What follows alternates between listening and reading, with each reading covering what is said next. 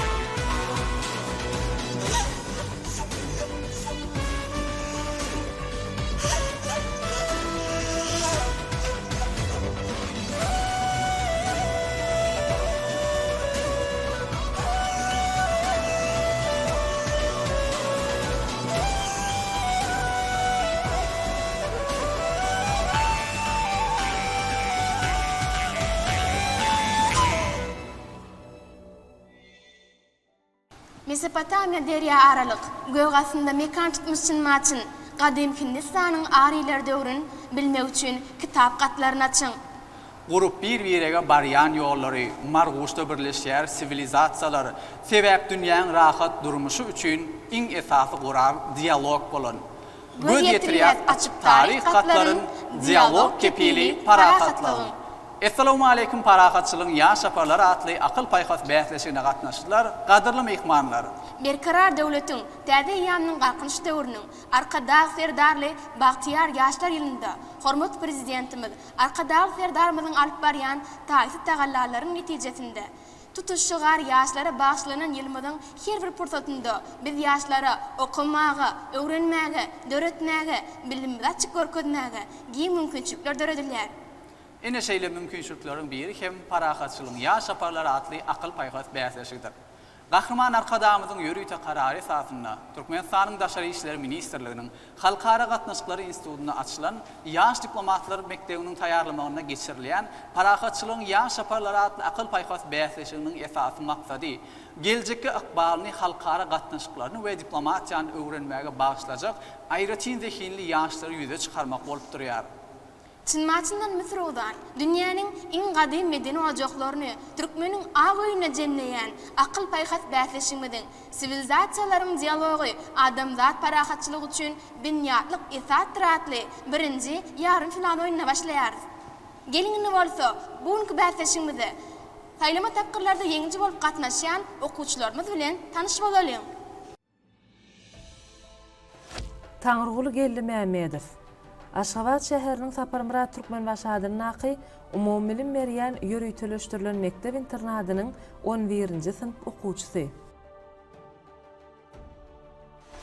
Uweysel Haji Nureddinow, Balkan welaýatynyň Balkanabad şäheriniň Jebel şäherçesiniň 8-nji orta mektebiniň 10-njy sınıf okuwçysy.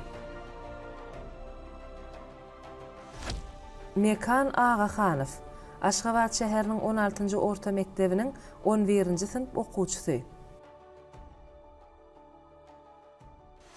Gülcan Serdarowa, Mar welaýatynyň Mar şäheriniň ingliýsdili we insançylyk uğurlu okuw derslerini çuňlaşdyrylyp we öwredilýän ýöretelişdirilen welaýat mektebiniň 10-njy sınıf okuwçysy.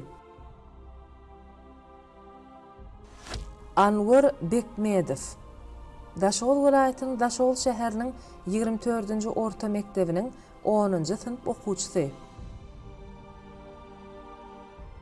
Ihlas Halys, Maya Kulüýbadynyň Türkmen Milli Konserwatoriýasynyň ýanyndaky Ýöreýte Saatçylyk mektebi internadynyň 11-nji sınıf okuwçysy. Hedrat Ali Muradow, Aşgabat şäheriniň 32-nji orta mektebiniň 11-nji sınıf okuwçysy.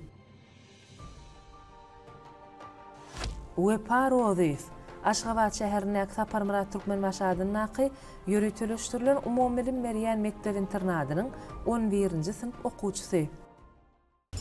Oğuz yolu, mün yıllıklara dowam. Oğuz yolu, ağzı birligi rowan. Senası, dillerde yanlanya öwran. Oğuz yayi, adalatın kemani. Oğuz okuy, parahatlık kelami. Yayi baştır, okuy ilçi oğuzun. Pendi, kem olmasın dağdan doğumun.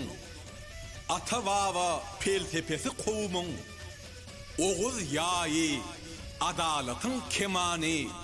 Oğuz okuy, parahatlık kelami. Oklar cemmolunna hergi dövülmez. Bütövlük binyadıdır dövürlün. Ağzı birlik nişanına öwrülün. Oğuz yayi, adalatın kemani. Oğuz okuy, parahatlık kelami. Yaydan çıkan oklar gaytmaz garadan. Okkulludur, hemrasıdır yaradan. Ulu sili bir ağzı garadan. Oğuz yayi, adalatın kemani.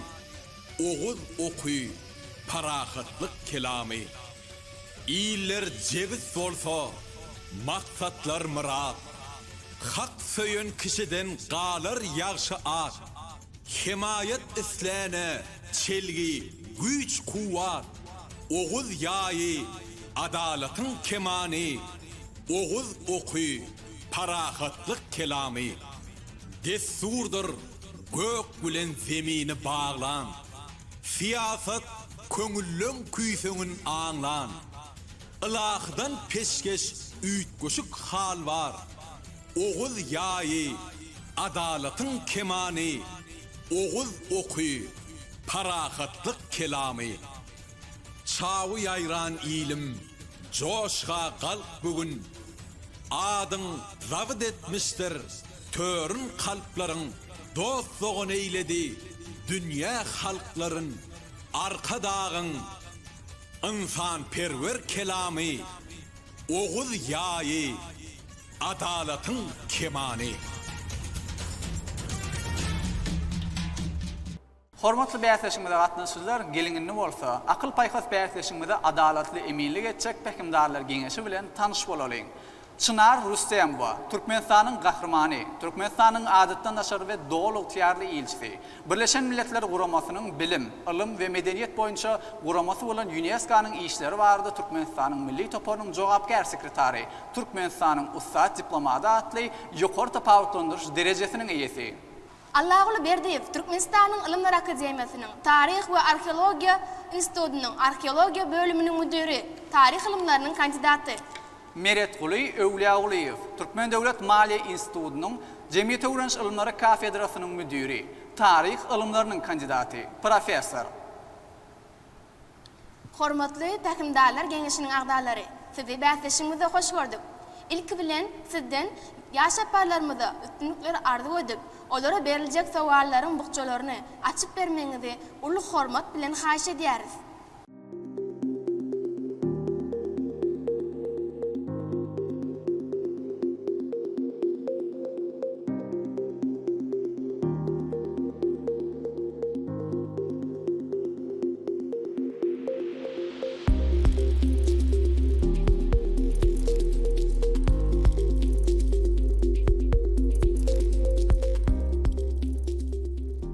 akıl payhas bäsleşigine gatnaşan okuwçylar Şuun Türkmenistan Daşary işleri Ministrliginiň Halkara Gatnaşyklary Institutu tarapyndan öňe sürülen hemde üstünlükli durmuşa geçirilen parahatçylygyň ýaş şaparlary atly akıl payhas bäsleşiginiň ikinji mewsüminiň birinji yarım final oýunyna başlaýarys. Bu bäsleşik sivilizasiýalaryň dialogy adamzat parahatçylygy üçin büniýatlyk esasdyr diýen tema boýunça geçirilýär. Biz ine emin agzalary bolup, şuňky akıl payhas bäsleşigine gatnaşan okuwçylaryň hemmesine uly üstünlükleri arzu edýäris.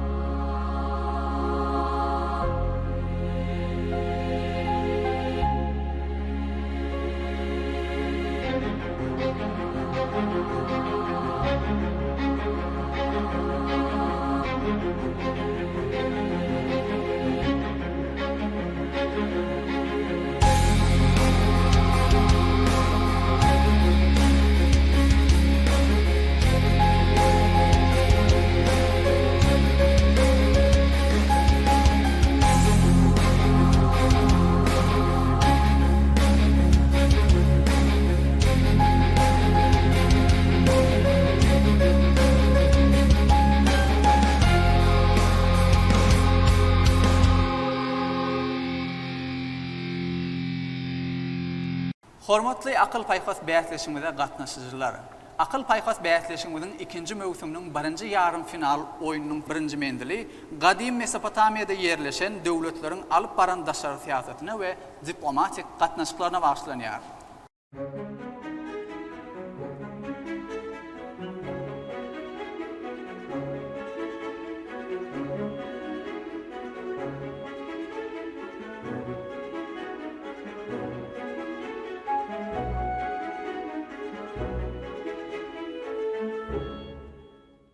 Hormatly bäsleşiginde gatnaşyjylar, biziň birinji yarım final oýunumyzyň birinji mendiliniň ilkinji soragyna taňryly siz jogap berýärsiňiz.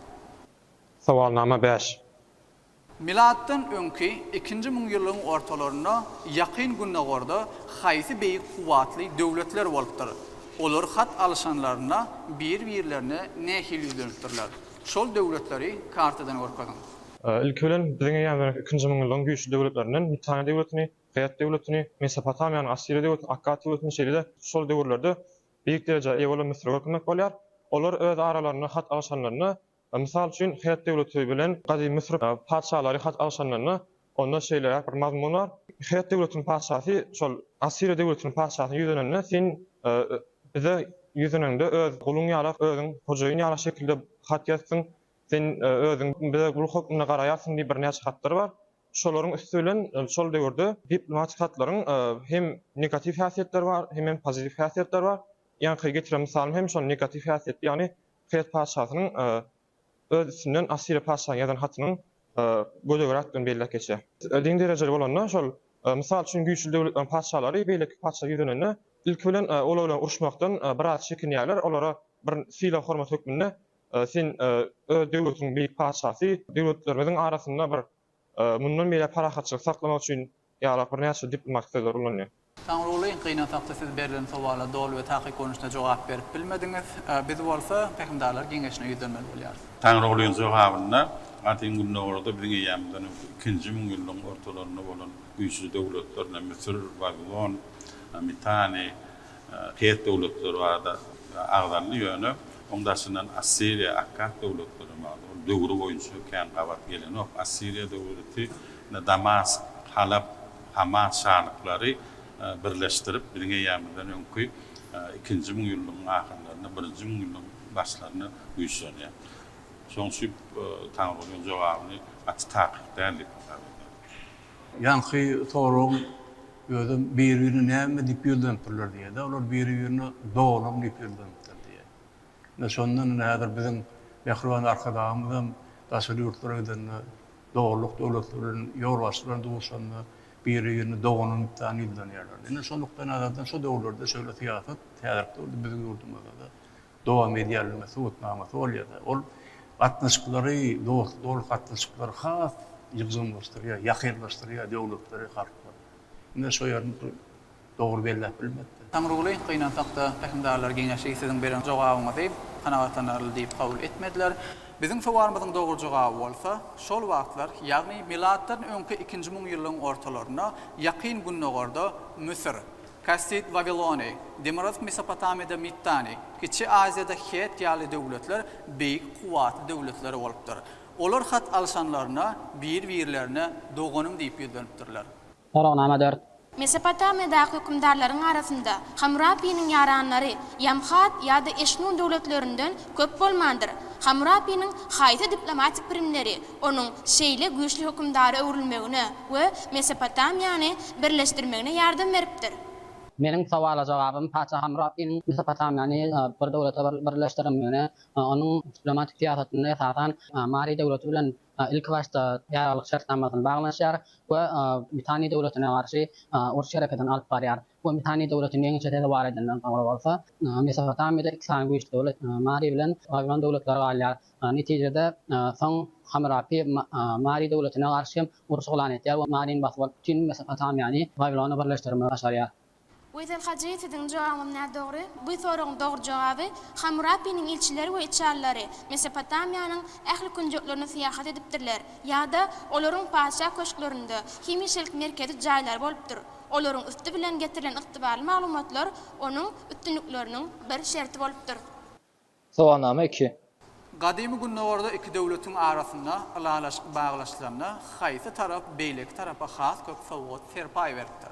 Ortada iki döwlet arasynda gadim Misir bilen gadim Het döwletiniň arasynda bolan alalaşyk baradadyr. Bu alalaşykda bolsa gadim Misir Het döwletine has hem köp sowga serpay beripdir. Sebäbi gadim Misir has hem Het döwletinden baýrak bolupdyr, hem de olaryň öz alyp baran ykdysady siýasaty Het döwletinden uly bolupdyr we hasda hem parahatçylyk görnüşinde bolupdyr.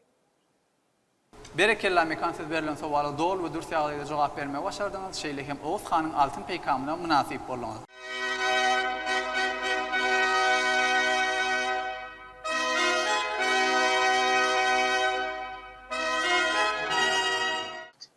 Üçüncü sowal.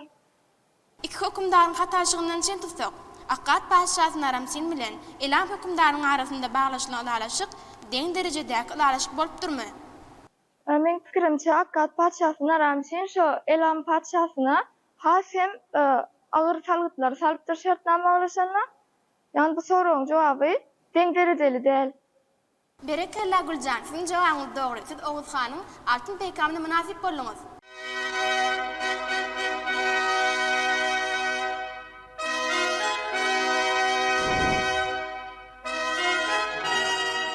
Sowalnama 9. Hammurapi'nin Mari döwletini parahatçylyk ýoly bilen boýun egdirmek üçin ulanjak bolan pirimini aýdyp beriň. Onuň bu pirimi başa barypdyrmy?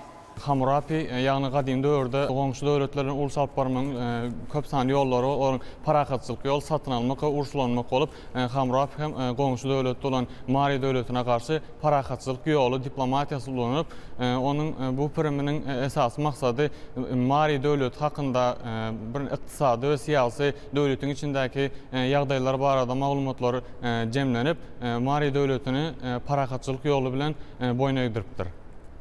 Anwar, gynantakda siz berilen sowala näde dogry jogap berdiňiz? Biziň sowalymyzyň dogry jogaby bolsa, şol wagt Mari'nin hökümdary Zimrilimdi. Harbi hereketler we hasylsyzlyk sebäpli Mari'nin halky açlyk howpa awanýar. Hammurapi Zimrilime 500 000 gatyry ýüklenen takminan 4 000 tonna buğday berip biljekdigini aýdypdyr. Ýöne Mari'nin hükümdary bu teklibi ret edipdir.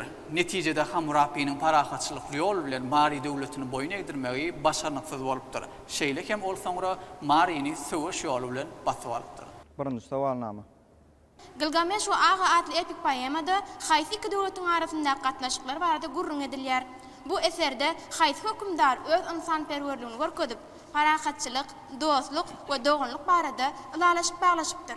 Gilgamesh Agavaradaky poemada Uruğun paşasy Gilgamesh bilen Kişin paşasy Aganyň arasyndaky söwüşlerde gurulmak ýaşynda Kişin paşasy torumçuluk desgalarynyň gurulşygyna kömek bermek üçin Gilgameshden kömek soraýar. Şonda hem uruşmaly barada Gilgamesh ilki ýaşlaryň maslahatyna salat alýar. Şonda uruşmaly ýan kanun çykýar. Ol ýene-de halk maslahatyna hem ýüzlenip ondan uruşmak barada karar alýar. Ondan uruşandan soň ýene-de özüňiň rehimdarlyk, insanperwerlik duýgularyny görkezip soň Kişin paşasy aga bilen parahatçylykly şertname baglaşýar.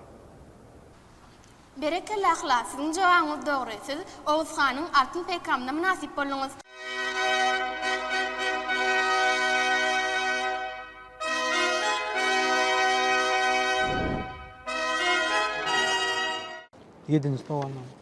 Giksos hökümdary Apopi Kuşit padşahlygyna çapar bilen goýberen hatyna Kamos hakynda nähili maglumat berýär. Bu ugradylan hatyn maksady nämedi? Men bu sowal jogam Giksos hökümdary Apopi iweren hatyna Misir döwletine garşy birleşik baglaşmak barada maglumat berilýän. Sizin beren sowalyňyň jogaby näde dogry? Biziň sowalymyzyň dogry jogaby bolsa, Apopi Kamosy dowam edip gelýän düzgüni, ýagny status quo-ny bozýan tarap hökmüne görkezýär. Apopi Kuşit hökümdarlygyny Kamos'a garşy birleşmäge çagyrýar. 6-njy sowalnama. Wepa şu kutuda günägerde diplomatik gatnaşyklaryň wajyp düzüm bölegi bolan sowgat alşmakda giňden ulanyň gymmatlyk ýerleşdirilen Babilon, Assiriya, Mitan hökümdarlary Misir faraonynyň sowgat hökmünde esasan bir zat sorapdyrlar. Ödar alışılan hatlarda bolsa bu gymmat bahaly zadyň Misirde tozun ýaly köpdügini belläpdirler. Onun näme sorag? Mesopotamiýa hökümdarlarynyň faraonynyň sowgat hökmünde soran esas gymmatlygy näme? Men bu soragyň jogabyny bilemok. Hormatly bätleşe gatnaşylar, häzir biz gutyumda açyk görýäris we gutyuň içindäki ýerleşdirilen zat bilen soragyň jogabyny bileriz.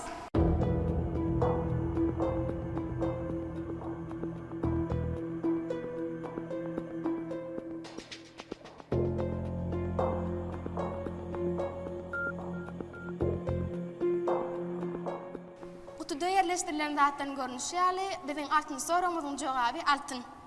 Hormatly bäsleşigimizde gatnaşylar, ine şonuň bilen birinji menzilimizi jemleýäris.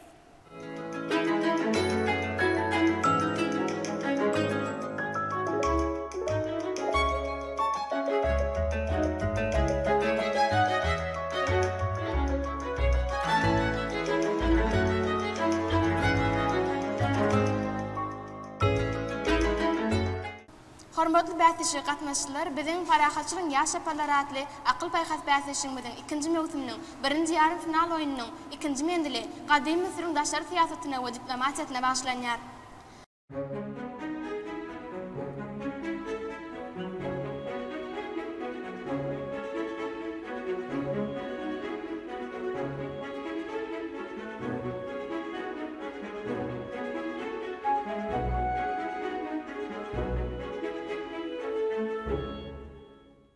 Sowalnama 11.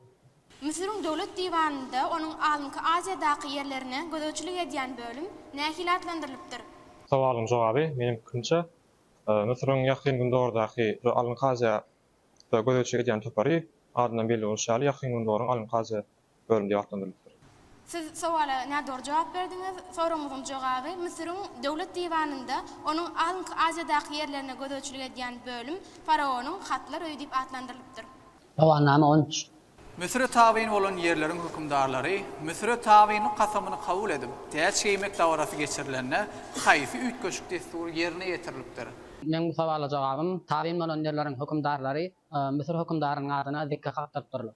Veysel Haji, siz berilen sowala näde dogry jogap berdiňiz? Biziň sowalymyzyň dogry jogaby bolsa, Misir tabiinin kasamyny kabul edýän wasalyň, ýagny tabiinlik bildirýän hökümdaryň depesinden ýa goýupdyrlar. Sowalnama 18. Telelamarın arşivinin näkatlaryny tasdiklamagyna görä, Mitany bilen Misiriň arasyndaky nikah diplomatiýasy näme bilen tapawutlanypdyr? Bilişimiz ýaly gadim döwürde Telelamarın arşivine görä gadim Misir padşahlygy ady döwletleri bilen bir näçe nikahlaşyk diplomatiýasyny baglapdyr. Olaryň esasy öz aýratynlyklary Misir padşahy hemişe şo Mesopotamiýadaky ýerleşen döwletler ýagny Babilon, Mitany we ýokarky ady döwletler döwletlerinden paçalaryň gyzlaryny ýa-da doganlaryny özüne aýal hökmünde alypdyr. Ýöne eýsem, Misir paçalygy bolsa, olara öz gyzlaryny ýa-da doganlaryny bermendir. Şeýlelik bilen tapawutlandypdyr. Berekella mekan sunjaňyz dogry. Siz Oğuz Xanyň altyn peýgamyna münasip boldyňyz.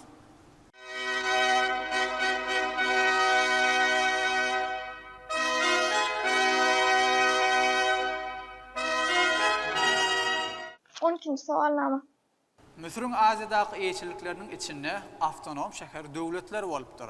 Misir tarapyndan goýulan şert netijesinde şol şäher döwletler döwlet siýasatynyň haýsy böleginden el çekmeli bolupdyrlar. Men pikirimçe bu soragyň jogaby salyt ýönemakdan el çekmeli bolupdyrlar.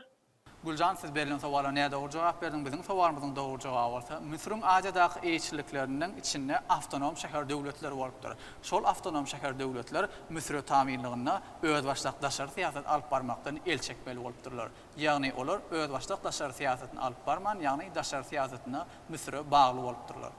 Sowalnama 10. Misir tawin bolan Aziýa sebitindäki welaýatlar we olaryň häkimleri Rabisu diýilip atlandyrylypdyr. Bu häkimler köplünç haýsy milletlerden bellenipdir. Dikme bellenç dabarasyny gurrunlaryň. Müslüman taun edilen vilayetler bir näçe nomlara bölünüp, basılıp alınan yerlerde häkimler Rabisu diýip atlandyrılıp, Rabisu olar Müsür'ün aslı Müsürlülerden ýa-da olmasa yerli taýpalardaky ynamly adamlardan bellenipdir we şonuň üstü bilen Müsürden durup alyn kaziýany dolandyrma başarypdyrlar.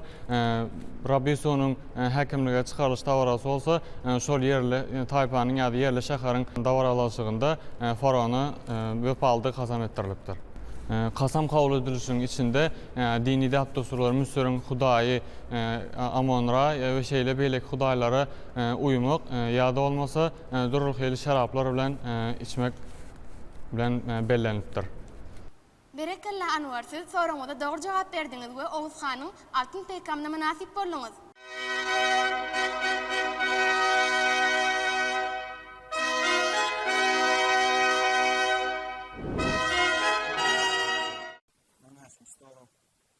Faraonyň ýa-da Aziýa döwletleriniň ugradýan ilçileriniň ýa-da çaparlarynyň öňüne goýulan borçlary olaryň hökmany bilmeli zatlary bolupdyr.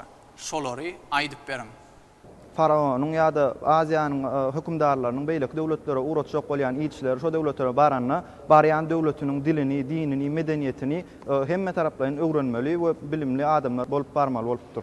Berekella, ahlas, siz berilen sowala dogry we dogry ýagdaýda jogap berdiňiz. Şeýle hem Oğuz Xanyň altyn peýgamyna münasip boldyňyz.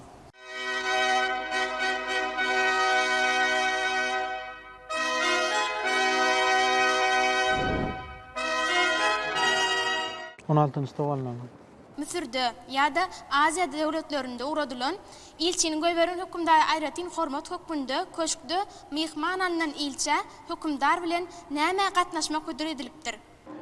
İlkinji baran ilçe hormat hökmünde hökümdar bilen bilelikde nahar edilmäge ruhsat edilipdir. Berekella Hedret Ali, sizin beren jogaňyz dogry we siz Oğuz Xanyň altyn peýgamyna münasip boldyňyz.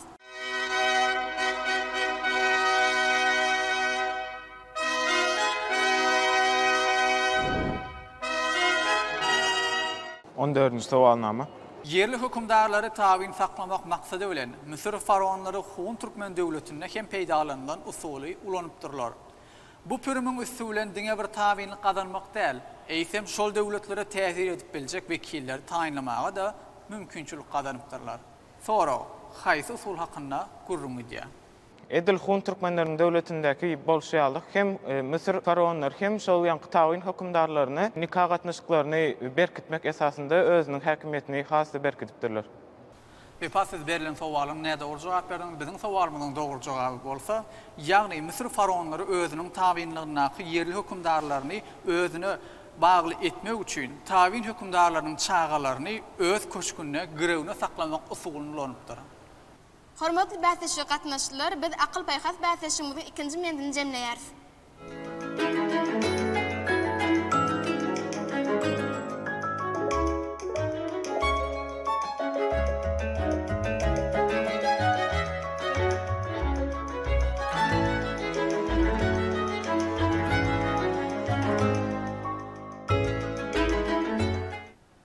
participants, now we are starting our third round. It will be held in English. Hormatly bäýleşigimizde gatnaşylar, biz akıl paýhat bäýleşigimiziň 3-nji menziline başlaýar. Bu menzil siziň başarnyklaryňyzy ösdürmek üçin ingliz tiline geçirilir. Menzilimiziň sowallary bolsa, Türkmenistanyň çäklerine döredilen gadymy döwletlere bagyşlanýar.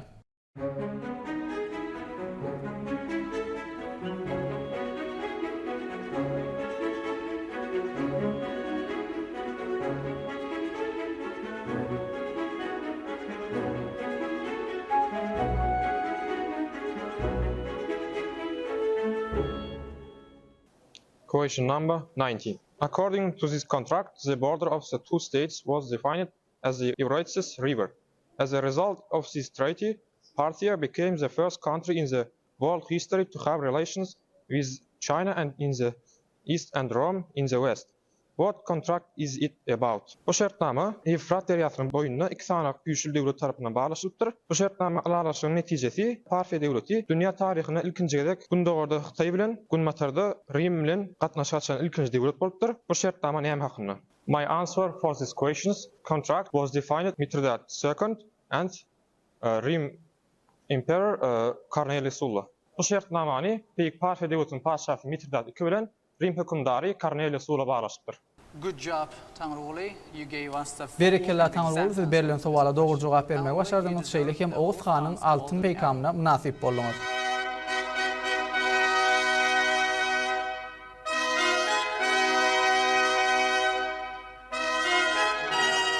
Question number 21. When the Chinese ambassador came to Parthian state in 107 AD, what protocol rules were followed? Xitay Parthia 1700-nji ýylda gelýär. Şonda Xitay Parthiýadan ähli garşy alınýar. Chinese ambassador was welcomed 20,000 troops. Xitay Parthiýa gelende 20,000 sanyetler tarapyndan garşy alınýar. Berekella Weýtel Haji, siziň jogabyňyz dogry. Siz Oğuz Hanyň altyn peýkamyna munasip boldyňyz.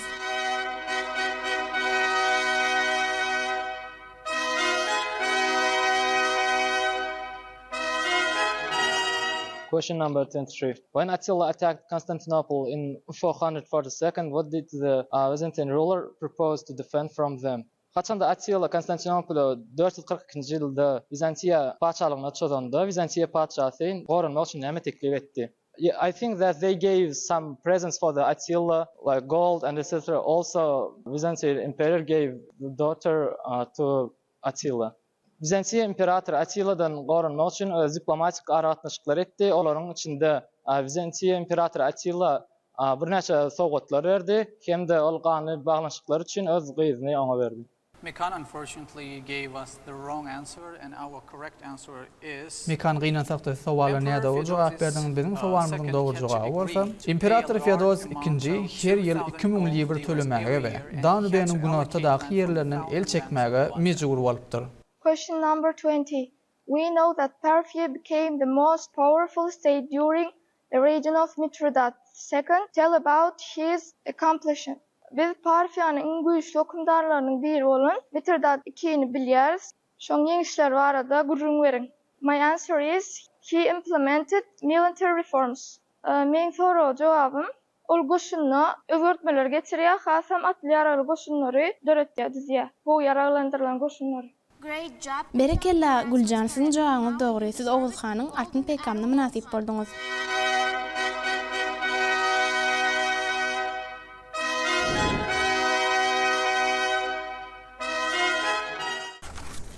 Question 28. This box contains the answer of the question. One of the prices and stones required for Margana architecture were brought from India. What kind of prices stone of talked about? Bu gutynyň içinde sualyň jogaby bolup, bu Margana architekturasynda bolup, Indiadan satylyp alınıpdyr. Onuň nämäni görnüşi. This question's answer is red constance from India. Bu soragyň jogaby Hindistandan getirilen gyzyl hakyk taşy.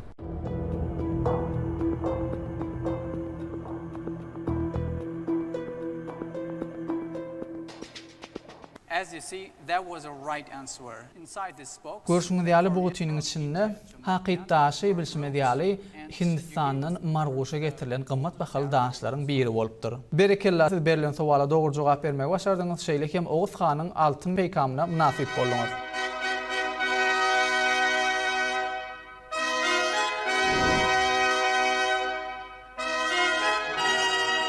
27th question. By using a world map, show the 5 cultural centers of the world. Dünya kartasını kullanıp dünyadaki medeni sivilizasiyaların 5 tane merkezini görkezip berin. Ancient Egypt, ancient Mesopotamia, ancient Margus, ancient India, and ancient China. Olur qadim Mısır, qadim Mesopotamia, qadim Margus, qadim Hindistan, qadim Xitay sivilizasiyaları. Congratulations Ihlas, your answer. Gutlayas Ihlas, sizin cevabınız doğru. Siz Oğuz Xan'ın altın peygamına münasip bolunuz.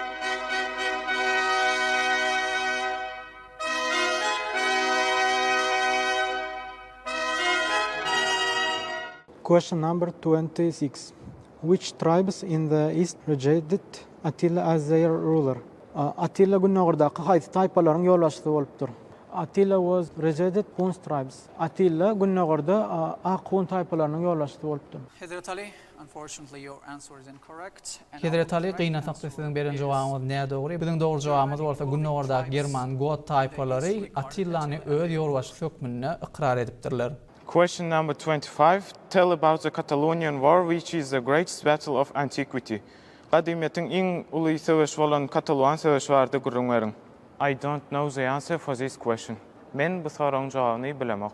The correct answer of this question is it was Bu soruň doğru jogaby bu söwüş biziň eramyzdan öňkü 451-nji ýylda Hunlar, Franklar, Alanlar we beýleki taýpalaryň arasynda bolup geçdi. İki tarapdan 165 000 adam helak boldy. Taryh çeşmelere görä iki tarapam ýeňip bilmedi. Hormatly bäsleşe gatnaşyklар, biziň 3-nji mendilimiz hem tamam boldy.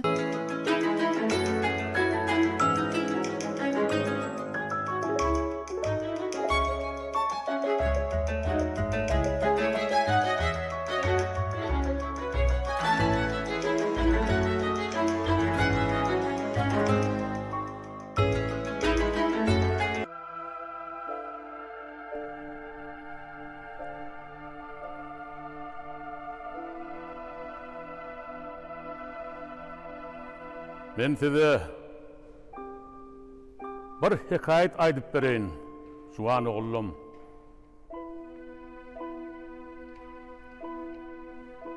Kadim eyyamlarda bir ulu yurtda Şah Gilgamesh diýen sultan bar eken. Kullun bir gününde koza Gilgamesh çağıranmış üç oğlunu yanına diýenmiş. Bara yere girmeden öň ataňyz sizi ırra etsi. Ulu oğlum, meýliň aýt. Bolýan bolsam üçüň ýeri böldü bere ýetýän ýeri.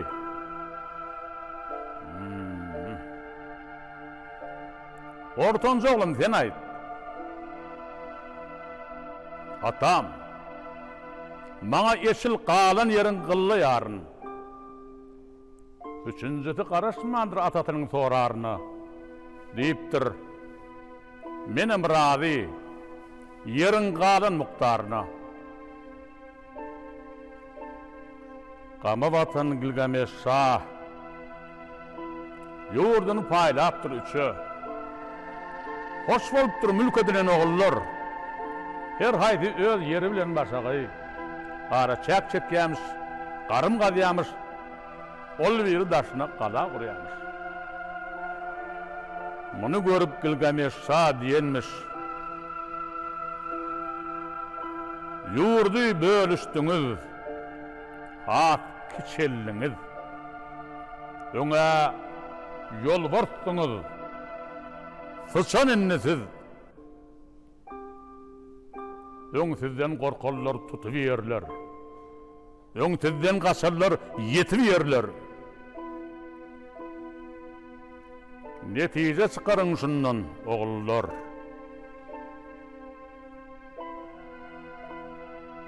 Elbet, tartab nifaň bölüp bolar ýerini. Öne, nädip böljek onuň howasyn? Nädip böljek üstünnäki asmany? Suwlaryny serpip bölüp bolarmy? Kuşlaryň owazyn nenen bölersin?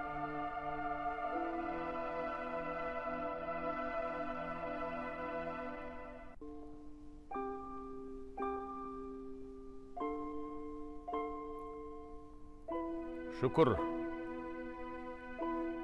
Finagdan geçti oğlum. Birisi vefalı, biri öldürmen. Ey Tanrım, edenine şükür ederim. Belki meni yadgar gelecek nesiller. Yadıklı men oğullarımın önüne. Yöne, iyilin günün. Yurdun bağıtına kara çekilmetin erteki bir günlüyük. Hatta günah etmelem olsa men tena turup ertak. Emişe tayyar. Çünkü men bir zada yetyar akılım. Kim oturacak bolsa soy tahtına.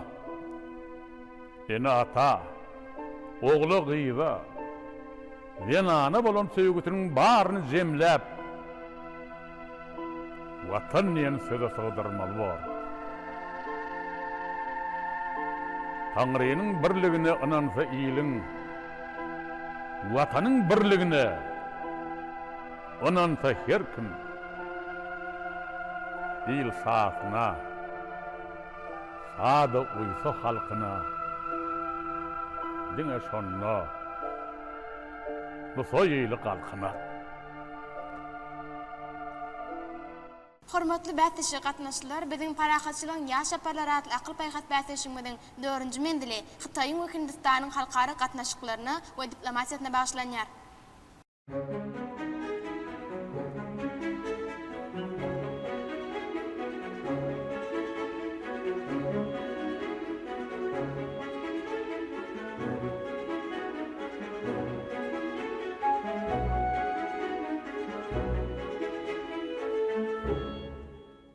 Sowalnama 31. Näme sebäpden Hytaý imperatory Mindi Demirgazy Hun döwleti bilen parahatçylyk barada gepleşik geçirmäge girişipdir. Hytaýlaryň barbarlyk adlandyran taýpalar şol sana, olaryň içinde ýöwejil taýpalary we beýlik taýpalar Demirgazdan Hytaýa gün matarda hukuk başlaýarlar. Şol sebäpli hem özüne ýaraň özlemek üçin Mindi şol Demirgaz Hun taýpalary bilen gepleşik geçirip başlaýar. Taňrygyly siň jogabyň nädogry, toruň dogry jogaby. Sebäbi Demirgazy Hun döwleti öňden Hytaýdan alynan harby ýesirlerini boşadyp, Hytaý bilen ýakynlaşmak isläpdir. Emma Hytaý olary onam etmändir we Demirgazy Hun toporunyň teklibinden ýüze urupdyr. Ýa-da uğradylan ilçilerden netije bolmajakdygyny aňan Demirgazy Hunlar 60-njy ýylda Hytaýa garşy uruş eglan edýär. Hytaý imperatory Mindi bolsa bu ýagdaýdan heder edip ilçiler toporuny uradypdyr. Sowalnama 32. Han imperatorynyň Hun kagaany babatyny alyp baran bu siýasaty gahrman arkadaşymyzyň parahatçylyk sady, dostluk, dogonluk sadatly kitabyny belläp geçen Suluk Hanyň alyp baran siýasatyna meňzeýär. Han imperatorynyň alyp baran şol siýasatyny gurrun beriň. Bu sowalnamanyň jogaby gahrman arkadaşymyzyň kitabyny belläşýär, Suluk Hanyň alyp baran siýasatyny meňzeýär. Ýagny ony imperator Han kazan gelenine olara kömek berjekdi hakyny aýtdy. Veysel Hacı gynasakda siziň beren jogabyň näme dogry? Biziň sowalymyzyň dogry jogaby bolsa, Han imperatory Hun kaganynyň öňünden çykmagy we garşylamagy köp sanly paýtunlar we atlylar ýeripdir. Ondan başga da Hun kaganyna ýol ornaky 7 trawyň her birinden 2000 adamynyň berilmegini hemde olaryň iki tarapynda hatara durulmagyny, şeýdip ony imperatoryň çäklerini dawaraly garşylamagy goýurypdyr. Bu bolsa onuň öz goşunynyň kuwatyny görkezmek üçin alyp baran siýasat bolupdyr. Sowalnama 29. Hytaýyň halkara gatnaşyklaryndaky däpler örän gadymlygy bilen tapawutlanýar. Şol däpleriň özünde bolsa sinasentrik garaýşlar durandyr. Gurrun edilýän garaýşyň düýp many mazmuny düşündiriň. Sinasentrik bolanda kaçanda bir beýik dinasiýa başga öz ýakyndaky dinasiýalaryny özüne boýagdyrmak bolýar. Bu tapawutlyk bolanda dinasiýa näçe hem şo boyun egilen dinasiýa ýakyn bolsa, şonça hem oňa salgyt kökünde pul we başga bedal zatlar bermeli bolupdyr. Şeýlelik bilen Hytaý şo sinasentrik döwründe özüne arşyň astyndaky imperiýasy diýip hasaba alypdyr. Imperiýanyň ýokarkysynda Vana bolsa, asmanyň ogul diýip atda kılıpdyr. Berekella mekan, siň jogabyňyz dogry. Siz Oğuz Hanyň altyn peýgamyna münasip boldyňyz.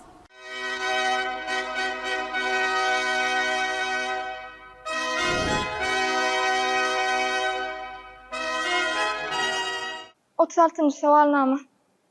Artakaşastra eserine belirlenip geçilişine göre ilçe baran devletinden ne hili maglumatları cemlemeye borçlu varlıptır.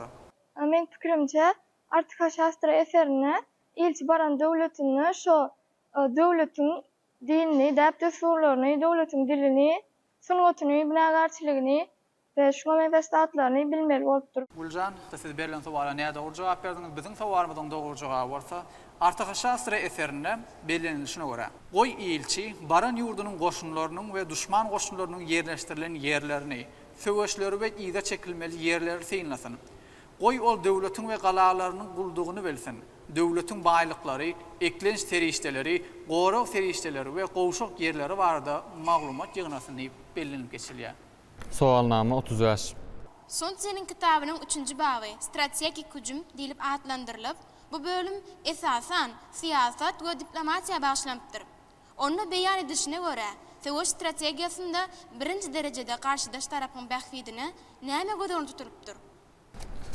Xitay akıldary Suzal Suzunto'nun uruşun ve parakatçılığın tarihi adlı eserinde 3. babın stratejik hücum adlı bölümünde birinci uruş alıp barılmadığında Suzal Suzunton uruşa tayarlanmağı, uruş alıp barılmağı yörüte dövlet derecesine çıkarılıptır. Şol babdaki bölümde düşman derbeden ağatmak birinci orunda değilden ikinci orunda durup birinci orunda özünü siyaseten taun etmek olupdur.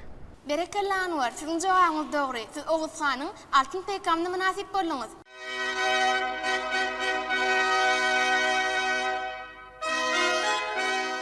Üçüncü soru. Sunsi özünün eserine söwüşün iň gowy usuly barada belläp geçýär. Ol haýsy usul? Sunsi özünün eserine düşmandan yaralı çaklaşıklar däli, gep-beşikler arkaly özüne taýin edilmeliligini, hem de şonuň üstän basgançylygyny ködiýär. Onu ilki bilen düşmanyň pikirini ýok etmeli, soň onuň yaranlaryny ýok etmeli. Soň orta başarsaň, onuň döwletini ýykman, özüňe taýin ýagdaýda saklamaly diýip belläp geçýär. Berekella ahlas, siz berilen sowala dolu we dürüst ýagdaýda jogap bermek başardyňyz. Şeýle hem Oğuz Xanyň altyn peýkamyna münasip bolduňuz.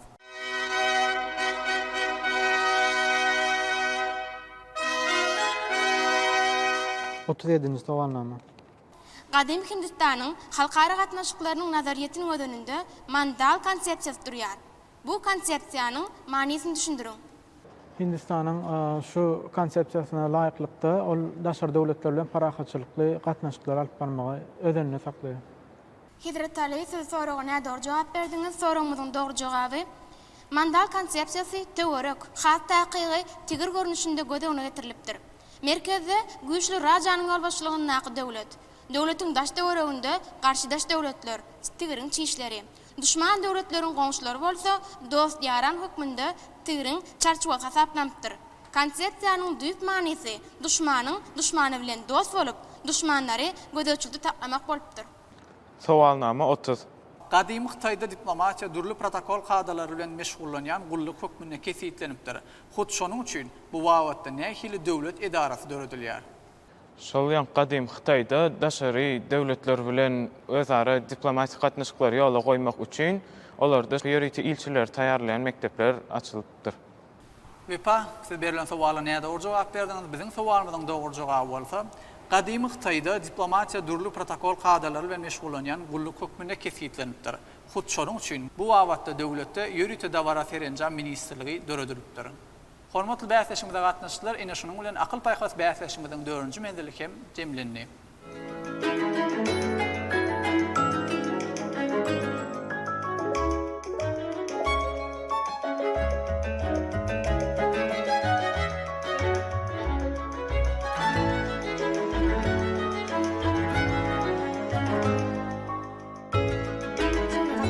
Gelinginde bolsa bäsleşigimiziň netijelerini ýylan etmek üçin Pähimdarlar Geňeşine uly hormat bilen söz bereliň. Şeýlelikde Türkmenistan Daşary işler ministrliginiň Halkara gatnaşyklar institutu tarapyndan amala aşyrylan parakatçylygyň ýa çaparlary atly akyl paýhas bäsleşiginiň 2-nji mewsubynyň 1-nji ýarym final oýuny tamamlandy.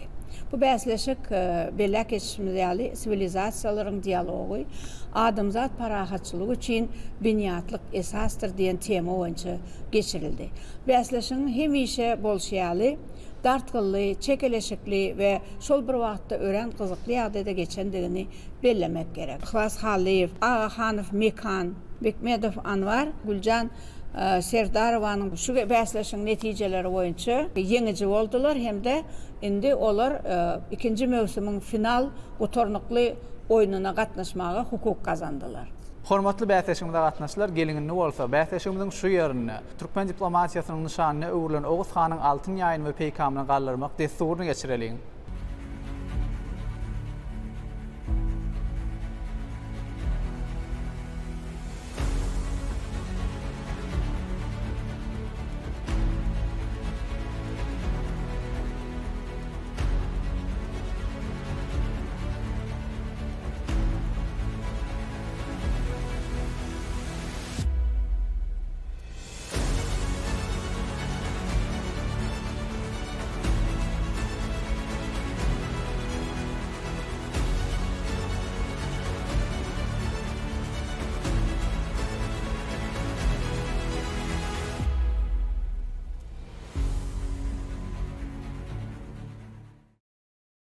Berkarar döwletimiziň täze iýamynyň galkynyş döwründe hormatly prezidentimiz Arkadaly Serdarymyzyň başçylygynda Türkmenistan döwletimiziň parahatçylyk söýüjülükli daşary siýasaty halkara giňişliginde gitdigiçe giňeýär, berkeýär. 2021-nji ýylda halkara bitaraplyk bayramçylygynyň çäklerinde geçirilen halkara maslahatynyň dowamyny Gahrman arkadaşymyz tarapyndan öňe sürülen dialog parahatçylygyň kepili atly filosofik ýörelge bütün dünýäniň ýurtlary tarapyndan dolu goldanyldy hem de häzirki wagtda bütün adamzadyň bähwidine gönüktirilen parahatçylygy, howpsuzlygy, durnukly ösüşi üçin etmek bawatyna alınıp barlayan hem de edilýän ähli umumy tagallalara münasip, saldamly, goşant goşýan bir siýasy umumy ýörelge öwrüldi. Türkmenistan Daşary işler ministrliginiň Halkara gatnaşyklar institutu tarapyndan parahatçylygyň ýaş çaparlarynyň akyl paýhas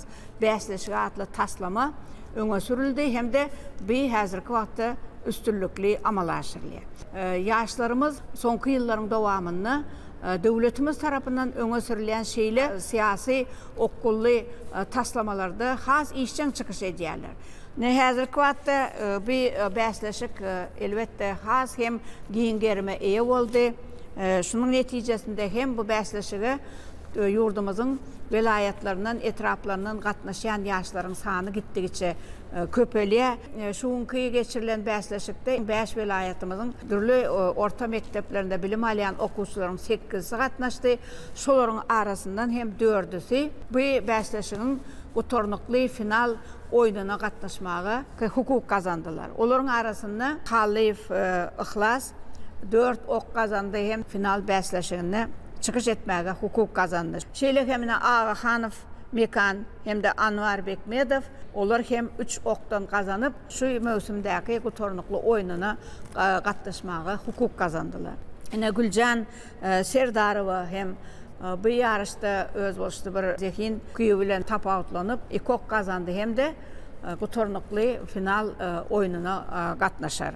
Şuňky parahatçylygyň ýaş çaparlary atly akyl paýhas bäsleşiginiň ikinji mövsüminiň birinji ýarym final oýnuna gatnaşan ähli mektep okuwçylarymyzy tüýsürekden gutlaýar. Pursatdan peýdalanyp bütün dünýäde parahatçylygy berketmek, howpsuzlygy üpçün etmek, durnukly ösüşi ýola goýmak we şol 3 sany esasy özara berk baglanşykly filosofik taglimat esasynda adamzadyň ýaşaýyşyny gün-günden awadanlaşdyrmak bawatynda düýpli işleri durmuşa geçirýän, halkymyzyň bagtyar gelejegine giň ýol açýan, Gahrman arkadaşymyzy, Arkadaly Serdarymyzy tüýsürekden alkışlarymyzy aýdýar. Goý Gahrman arkadaşymyzyň, Arkadaly Serdarymyzyň janlary sag, belent başlary aman bolsun. Parahatçylygyň bähwidine bütün dünýäde durnukly ösüşiň bähwidine alyp barýan döwlet bähwidli, bütün adamzat ähmiýetli işleri el madama rowaşlyklara beslensin. Hormatly bäsleşimde gatnaşyjylar, ene şunuň bilen parahatçylygyň ýaş aparlar atly akyl paýhat bäsleşigimiň ikinji mewsüminiň birinji ýarym final oýnyny hem geçirip gutarýarys. Bäsleşimni gurnamaga ýardym beren himayetkarlarymyza, hususan da Türkmenistanyň Ilymlar Akademiýasynyň matkunlaryndaky dil edebiyat we milli golýazmalar institutyna Türkmenistanyň Matumuladyndaky ýaşlar guramasynyň merkezi geňeşine, Türkmenistanyň Milli Ýaýatyjyk Federasiýasyna, Türkmenistanyň Senagatçylar we Telekeçiler Birleşmesine, Abadan Halaç Görnüş Paýdarlar Jemgyýetine, Aýdyň Gijeler Hojalyk Jemgyýetine, Ekolog Taýdan arasy Berkraf kagylary öldürýän 7 Doğan Suud Karhanasyna, Muhammed Balkan Hojalyk Jemgyýetine, şeýle hem Türkmenistanyň telewiziýa, radio işgler we kinematografiýa baradaky döwlet komissiyasiniň miras ýylyna öz minnetdarlygymyzy bildirýäris. Gahryman qadamydyň öňe ýaşlar lendin öňe diýen parasatly siýasatyny özünde göreldirnip, arkadaky serdarmyzy, ata watanymyzy, el günümyzi gerekli we pal ýaşlar bolup yetişjekdigmizi. Şükür wasynyň dutarynyň syzylyp çykan parahatçylyk owa deýin, ata watanymyzyň awraýyny arşa galdyrjakdygymizi tüýsürekden andyrýar.